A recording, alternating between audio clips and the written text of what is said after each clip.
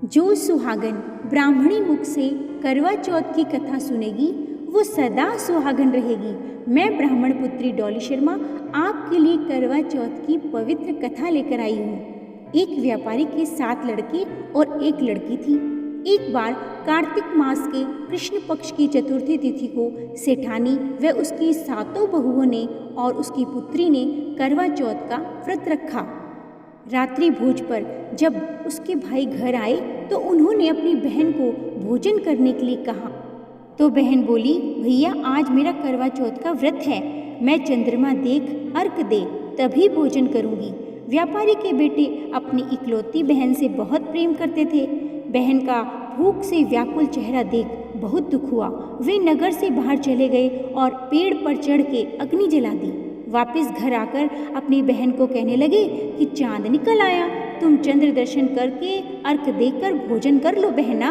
तो बहन छलने से चांद देख अर्घ देकर अपनी भाभियों को भी कहती है कि आप लोग भी चंद्र दर्शन कर लो। तो व्यंग्यात्मक तरीके से भाभियां हंसती हैं और कहती हैं कि ये तो तुम्हारा ही चांद निकला है, हमारा चांद तो रात को ही निकलेगा। तुम्हारे भाइयों ने धोखे से अग्नि जलाकर चंद्र प्रकाश कर दिया है और तुम्हें चांद रूप दिखा दिया है। पर व्यापारी की बेटी भाभियों की बातों को अनसुनी कर भोजन करने बैठ जाती है। जैसे ही पहला निवाला तोड़ती है तो उसे छींक आ जाती है, दूसरे निवाला खाने लगती है तो उसमें बाल आ जाता है और तीसरे निवाले में तो ससुराल से संदेशा आता है कि तुम्हारा पति बहुत बीमार है, शीघ्र अति शीघ्र ससुराल पहुँचो। तो उसकी माँ उसके जाने की तैयारी करती है। जैसे ही वह वस्त्र देने के लिए संदूक खोलती है तो उसमें से काले और सफ़ेद वस्त्र ही निकलते हैं।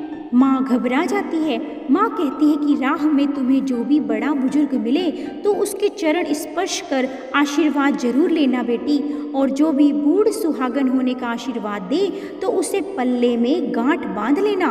वह कहती है, अच्छा माँ। उसने वैसा ही किया। सभी के पैर छूती गई। सभी ने आशीर्वाद में सुखी रहो, खुश रहो, पीहर का सुख भोगो कहा। जब वह ससुराल पहुंची तो छोटी ननद बाहर खेल रही थी। उसने आशीर्वाद में उसको पुत्रवती व सौभाग्यवती होने का आशीर्वाद दिया। यह सुनते ही उसने पल्ले में गांठ बांध ली। अंदर जाते ही पति का शव आंगन में पड़ा देखा और उसके पति को जब ले जाने लगे तो वह शव से लिपट कर रोने लगी और कहने लगी, मैं इन्हें नहीं ले जाने दूंगी, अपने साथ ही रखूंगी। उसकी जिद से सभी लोग हार गए और गांव के बाहर ही उसकी कुटिया बनाकर पति का शव अंदर ही रख दिया। वह उसके साथ रहने लगी। वह शव की साफ सफाई करती। छोटी ननद 2 बार भोजन लेकर आती थी। वो हर चौथ का व्रत भी करती, चंद्र को अर्घ देकर चौथ की कथा भी सुनती। चौथ माता दर्शन देती और कहती, 7 भाइयों की बहन करवा लो करवा लो। तब वह अपने पति के प्राणों को मांगती। चौथ माता कहती, हमसे बड़ी चौथ माता जब आए तो उनसे प्राण मांगना। एक एक करके सभी चौथ माताओं ने उससे यही कहा। जब अश्विनी की चौथ माता आती हैं तब वे कहती हैं कि तुमसे कार्तिक की चौथ माता बहुत नाराज़ हैं, वे ही तुम्हारे पति को प्राण दे सकती हैं। तुम उनका 16 श्रृंगार तैयार रखना, उनके चरणों को ना छोड़ना और उनसे अपने पति के प्राण मांग लेना। और जब कार्तिक की बड़ी चौथ आई तो उसने अपनी छोटी ननद से 16 श्रृंगार का सामान मंगवाया। जब ननद ने माँ को बताया तो सास कहती है कि वो तो पगला गई है, जो मांगे दे आ। विधिवत व्यापारी की बेटी ने व्रत संपन्न किया। जैसे ही चंद्र को अर्घ देकर दीपक जलाया तो चौथ माता प्रकट हो जाती हैं और कहती हैं, करवा लो भाइयों की बहन करवा लो, दिन में चांद उगाने वाली बहन करवा लो, घनी बुखारी करवा लो। तब चौथ माता के चरणों में वह गिर जाती है और कहती है कि मेरे पति के प्राण वापस कर दो माँ, वापस कर दो माँ।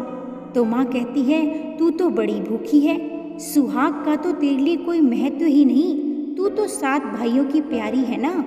तब वह माँ के चरणों में गिर जाती है और कहती है, मैं आपके चरण नहीं छोड़ूंगी जब तक आप मेरा सुहाग वापस नहीं करती। तब चौथ माता एक एक करके सुहाग का सारा सामान मांगती हैं तो उसने सुहाग का सारा सामान माता को दिया।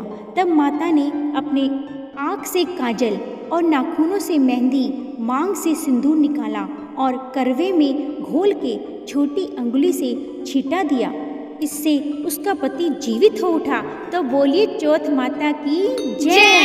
चौथ माता जाते जाते उसकी कुटिया में पाँव भी लगा देती हैं और कुटिया महल बन जाती है। जब छोटी ननद भोजन लेकर आती है तो देखती है, अरे कुटिया महल में कैसे बदल गई। वह छोटी ननद को कहती है कि तुम्हारे भाई वापस आ गए हैं, जाकर सासू माँ को बुला लाओ। माँ को विश्वास नहीं होता। छोटी ननद कहती है, नहीं माँ, ये सच है, चलो गाजे बाजे से चलते हैं भाई भाभी को लेने। तब सास बहू के और बहू सास के पैर छूती है और बहू को कहती है कि ये पुत्र तो मेरे लिए साल पहले ही जा चुका था, पर ये तो तेरे सौभाग्य से वापस आया है। तो चौथ माता, जैसे दुख पहले उस व्यापारी की बेटी को दिए वैसे किसी को ना देना, और बाद में जैसा सुहाग वर उस व्यापारी की बेटी को उस सुहागन को दिया, कथा सुनने वाली और हुंकार भरने वाली सभी सुहागनों को देना। जो सुहागन इस कथा को सुनेगी वह सदा सुहागन रहेगी। तो बोलिए चौथ माता की जय। चौथ माता की जय। चौथ माता की जय।